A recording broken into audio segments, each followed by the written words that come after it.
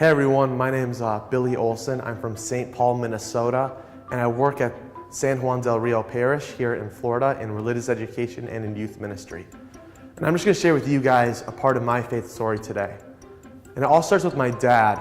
I had a very strong relationship with my father. He was a great, strong Catholic and also one of my best friends. But on October 9th, 1999, I was outside with my friend Eric, and he asked me, "Hey Billy, where's your dad?" And in a joking manner, I said, "Oh, he's dead." Little did I know within an hour, my dad was actually about to have a sudden heart attack and die. So an hour passes by, my family members come home, and I see them all crying. And I ask them, "What's wrong? What's going on?" My mom said, "Billy, Dad's in heaven now." And at first I laughed at her and I said, "Oh, Dad's not dead, funny joke. Okay, where is he really?" My mom said, "No, Billy, Dad's gone, he's no longer with us." And then the thought of that started to seep in. And I didn't want to believe it even though I knew it was true. And then I remembered what I said earlier that day, and I felt like my own words killed my dad. And I held on to that lie for a very long time. So a few days passed, the funeral comes, and I remember going home and going into my dad's room, and something truly unexplainable and supernatural happened.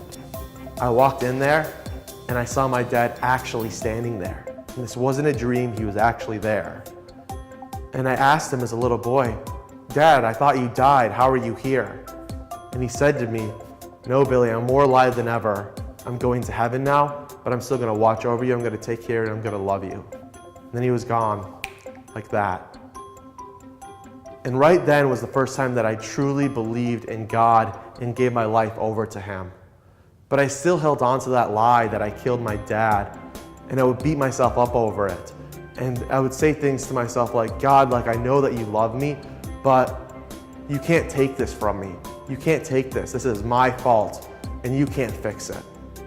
And it almost became a mask, where I would go to school, act like I was a strong Christian boy, but underneath I was really empty.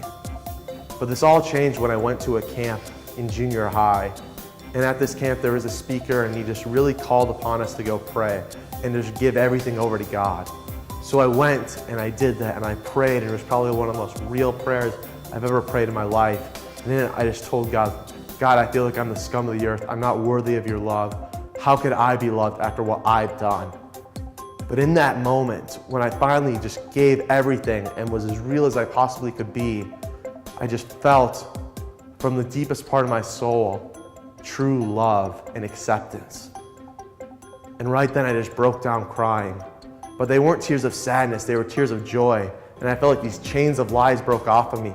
And I already had a strong faith to begin with, but once I gave everything over to God, I became so much more rooted in who I am and my identity in Christ.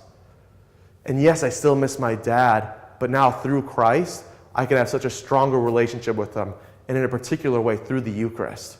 So my challenge is to you guys is just to give everything to God, every part of yourself, and trust that He's going to take care of you and He's going to love you because you're His. Thanks, guys.